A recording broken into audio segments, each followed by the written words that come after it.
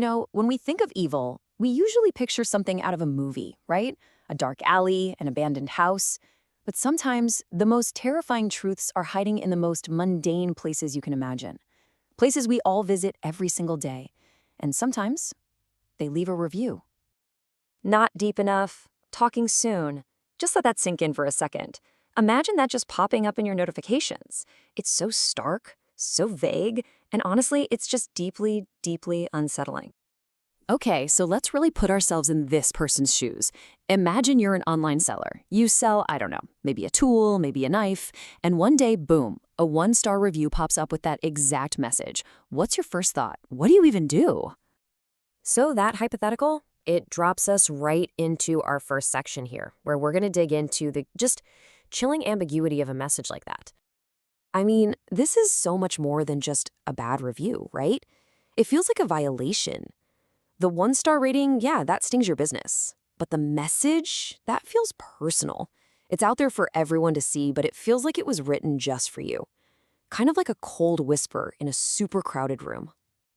And your mind would just be racing, wouldn't it? You'd be trying to explain it away. Oh, it's just some guy with a twisted sense of humor, or it's an internet troll trying to get a rise out of me. But there'd be that little voice in the back of your head, that knot in your stomach asking, what if it's not a joke? What if this is real? And right there, that's where this whole thing takes a turn. Because this isn't just some hypothetical we're talking about. This isn't a story. It is a real-life case, and it's rooted in an absolutely horrifying reality. Yeah, because those reviews, they weren't hypothetical at all. They were actually written by a serial killer. His name was Todd Kohlhepp. And on the surface, he was just a real estate agent in South Carolina. A pretty successful one, actually. But that was all a mask. The reality was that he was a predator, a serial killer responsible for at least 7 murders, plus the abduction and imprisonment of a young woman. And what's so wild here is the total disconnect. You've got Todd Kohlhepp meticulously managing his business, his properties, his Amazon account, all while he's out there committing these just unspeakable crimes. He lived this completely compartmentalized life that from the outside looked terrifyingly normal. But it wasn't perfectly compartmentalized. See, his two worlds, his normal digital life and his secret, depraved one, they were about to crash into each other, right out in the open for everyone to see. And this is the detail that makes this case so incredibly modern and so disturbing. He wasn't just using Amazon to buy the tools for his crimes. We're talking weapons, restraints, things to bury bodies with.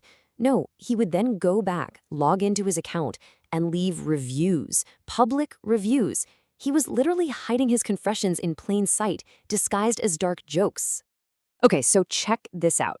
This is where it gets really chilling. For a folding shovel, he writes, "Keep this in the car for hiding the bodies." You read that, you think, haha, dark humor. But no, he was literally using that shovel to bury his victims.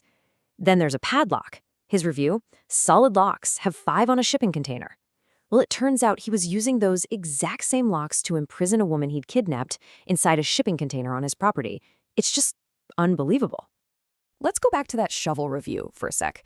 Just think about it. Hundreds, maybe thousands of people probably scrolled right past that review. Maybe they left, maybe they rolled their eyes at the edgy humor, but not a single one of them knew they were reading a serial killer's casual confession. It was just hidden in plain sight. Because who would ever think something so awful would be so blatant?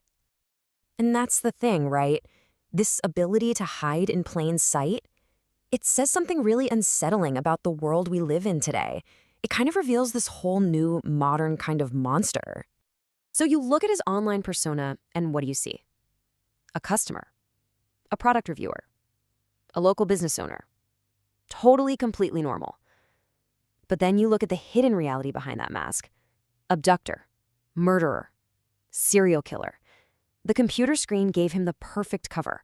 It let the monster pretend to be just a regular guy. So why does a case like this haunt us so much? Well, for one, it proves that true evil can look absolutely boringly normal. It shows us how everyday websites, places we all use, can turn into a criminal's evidence log. A place where a joke is actually a confession, and a review is more like a trophy. And maybe most importantly, it just rips the curtain back on the unsettling anonymity of the internet. So, here's the big takeaway. The digital world isn't some separate universe. The Amazon review section, your Facebook feed, some random forum, all these places we hang out on online are totally connected to the real world. And sometimes, they're used to hide the absolute darkest parts of that world right in front of us. And all of this leaves us with one final, pretty chilling question. The next time you're scrolling and you see a comment that just feels a little off, a little too dark, maybe you'll pause for a second and wonder, how well do we really know the people on the other side of the screen?